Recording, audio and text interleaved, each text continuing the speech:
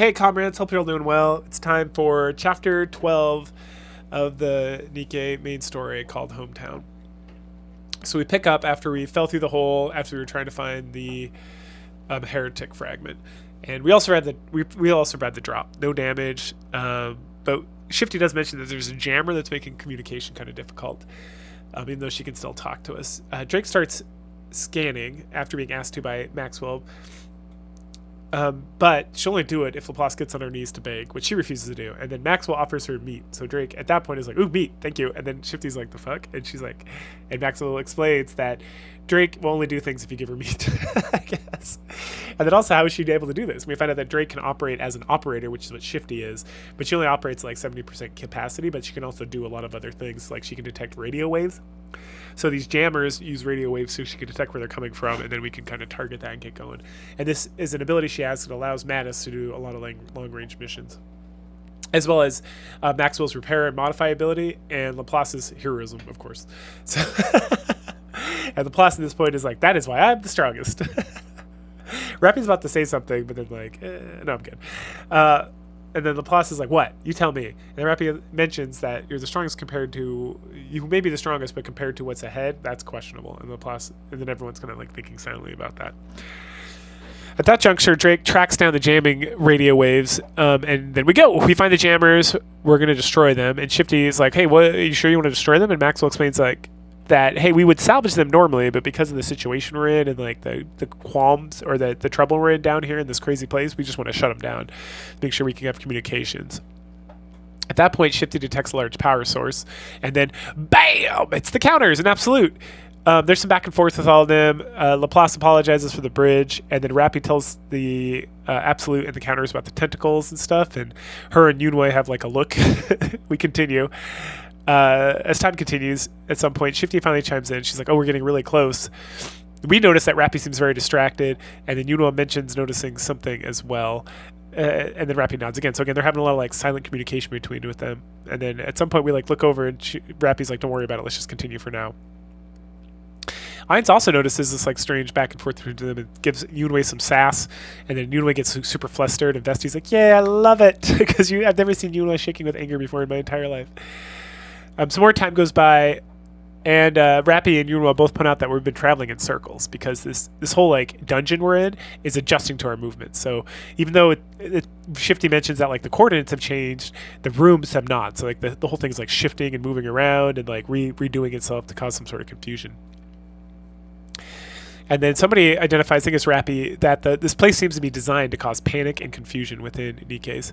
And that if we didn't have Shifty, who's excellent at her job and just a great operator in general, then we'd be in a lot of trouble. At that point, Laplace chimes in. And she's like, with Mattis and Absolute, we have nothing to fear. And Vesti's like, yep. And then Neon, who also agrees. And then Ainz is like, man, I wish I had that much confidence. Seems really nice. It's like, oh, Ainz. So we continue to move around, and there continues to be issues. The thing is moving with us. We're not getting anywhere. Soon enough, Laplace and Maxwell have like a brief conversation, and Laplace is like, that's where we need to go, like through this other area. And Maxwell and Drake are like, yep, we confirm this. Yunwa's very skeptical, but then Emma comes up and whispers something into her ear, and then Yunwa's like, okay, that's fine. You guys go ahead. We'll follow. And then Ainz is like, I'm so tired of moving randomly. Why can't we just figure this out and do whatever? And everyone's like, come on, Ainz, we're going. And Laplace even corrects her, saying that, like, I know exactly where to go because I have hero sense. And as we get further along, at some point, Emma, Yunwa, and Rappy start communicating with hand signals, and then all the counters start communicating with hand signals. And we're, like, trying to figure out what's going on, and we inquire. And then, again, Rappy's like, don't worry about it. So some more time continues, and we follow Mattis until we get to the Heretic Fragment, right? And then once that's confirmed, as soon as we confirm, like, okay, we're here, we got it, Yunwei and Rappy open fire on Mattis, taking them out, and we're like, what the fuck? And we find out that dun dun dun, the tentacles corrupted them. And they've been corrupted this whole time, and that Emma can sense these kind of things, and that's why she was like, hey, her and Rappy and Yunwa started talking and communicating. It was all about like, hey, they're corrupted, but they're going to help us find the Heretic Fragment, because corrupted Nikkes always try to destroy other Nikkes and humans, and that they're drawn to like these areas.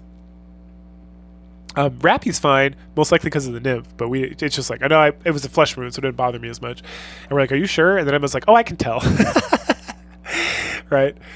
And then we find out that the corrupted can be cured with a memory wipe within 3 hours of the corruption most of the time. But after that, you have to like destroy them. And then this room with the Heretic Fragment is kind of odd because there's no raptures in it. But then the whole room starts to shake because the whole area is rapture. So then we fight.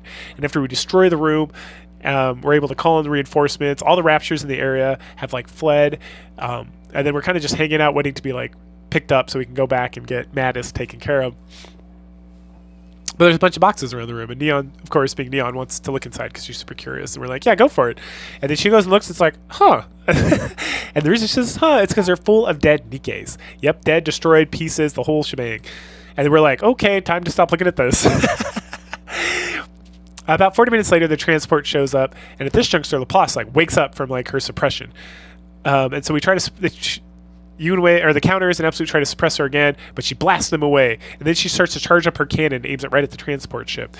We reach out to Laplace, calling out to her, and that kind of helps her through like the love of our harem gain some control. gain some control. So she tosses her cannon away and then pulls out like a pistol she keeps up there, looks at us and says goodbye, and is about to shoot herself in the head when all of a sudden everyone hears the word stop. And when that happens, everything freezes. And guess who shows up? That's right, some people we've never seen before.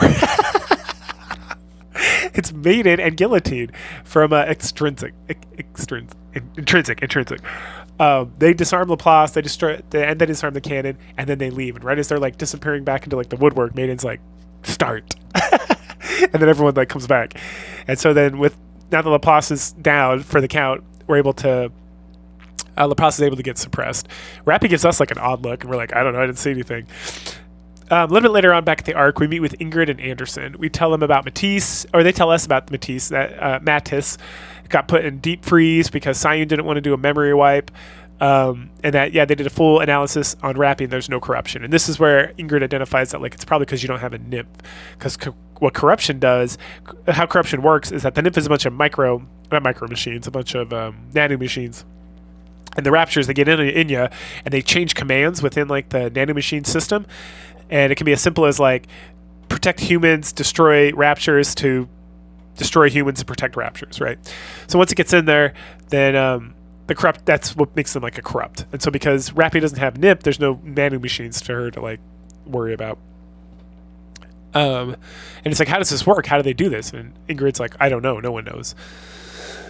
But now we have a lot of instances of like NIP being related to things like, and being able to like cause effects and cause problems and change commands and all this stuff. So we have the bullets, we have Rappy, we have this. All this stuff is related to Vapis, and Vapis taking care of the NIP and all this interesting stuff. So there's a clear pattern being figured out at this point. And then also the Heretic Fragment we got, it's being stored here, and then they've kind of tested it. Or they haven't tested it yet. And then the boxes, they don't really know what's going on with that either. So then we head back to the outpost arrest, and Ingrid decides she's going to come with us. Once we're back at the outpost, Sayun's there with Mihara and Uni. Sayun demands Vapis right now so she can use it on Mattis because she, knows that Rappy doesn't have a NIP and that it's because of Vapis. Or she thinks it's because of Vapis. But she knows Vapis will take care of the NIP. And at first she's like, I'm going to give you all this money. And we're like, no. And then she's like, I'll do anything. What do you want? And we're like, no. And you cannot have it. And then Ayn sasses her about her favoritism. And then Ingrid calls her out for coming here and being inappropriate and doing whatever. And then Sayun tells Mihara, like, okay, switch your feelings with the commander and then bash your head against the wall until you die. And Ingrid's like, you better fucking stop right now.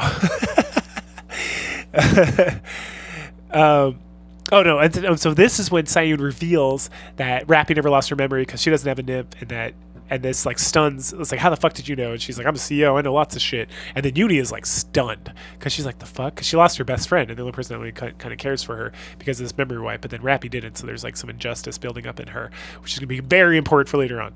So finally, Ingrid gets Sayun to leave.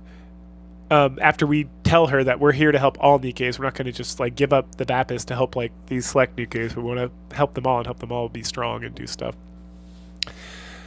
And then before they leave, Uni grabs Rappy's arm, and there's a whole thing where she's like squeezing and like breaking her arm essentially, and is like, "You never lost your memory? Something. Sayun lost her memory. Now she's not the same, and it makes me sad." And then she leaves, and we're like, "Rappy, you okay?" And she's like, "No, I'm in a lot of pain." And it's emotional pain along with physical pain, right?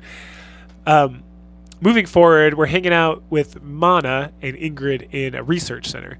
So Mana just starts describing the Heretic Fragment, which they're now going to start calling Material H. So Material H, what it does is it attacks Nikke. So it'll like create tentacles, and those tentacles will like reach out and grab Nikke's or Nikke parts, and then it absorbs them. But it doesn't absorb all of them; it absorbs parts it needs, and then like spits out the rest. And that from this, we learned that this whole facility that we were in was built just to like for this Heretic Fragment, and then it was to like bring back the Heretic. Essentially, like, it was just going to feast on Nikke parts until it like rebuilt itself back up. And then, in fact, this whole area, this whole complex we're in is designed like a mini arc. Like, it's not as big as the arc, but it's still pretty big, and it's designed just the way the arc is. And that these bodies are for food. And then we recall when we were talking to Unlimited, I think, which is Ludmilla and Alice, how she was like, we used to rescue a lot of Nikkes, but now there's like not as many Nikkes to rescue. And it's because the Raptors are bringing them over to this area to like resurrect this heretic. And then we talk about how we need to like destroy the whole complex, but the concern is Modernia, that she'll show up. And so then it's time to battle plan. So Anderson gathers Sayud and Mustang and Ingrid and us, like all the CEOs together, so that we can talk about the process we're going to do. And so the plan is it's an operation to defeat Modernia and destroy this thing. So the first thing we're going to do is some Nikkes are going to go and plant a bomb in this facility to destroy it. Then we're going to deal with Modernia and likely Chatterbox as well, because he's always with her. And that Modernia, they're going to hand over to us because we've earned the right to try to use Vapus. So we can take her down, we can use Vapus to destroy her nymph and bring her back, or we can kill her. And then Anderson at some point is like, well, it's going to need a miracle for you to save her, and I hope you get that miracle. We're like, yeah, we do, us too. So back in our room, we are like exhausted as shit. It is time to go to bed. But as tradition, Nikke got us a victory. Anytime the commander tries to get some fucking rest in his room, he is going to be interrupted by some other asshole. And this time it's Snow White. And she shows up. And she's like, hey. And we're like, oh, hey, what's up? And she's like, I know exactly what's going to happen. I got Chatterbox. I'm going to kill that motherfucker. And we're like, cool, sounds good. She's like, see you tomorrow. And we're like, bye. And at that point, she leaves. And that wraps up chapter 12. Pretty intense stuff. Good stuff, though. All right, so thanks for coming along. Chapter 13 will be in a couple weeks. And go ahead and like, share, subscribe, comment, and I'll catch you guys later. Bye.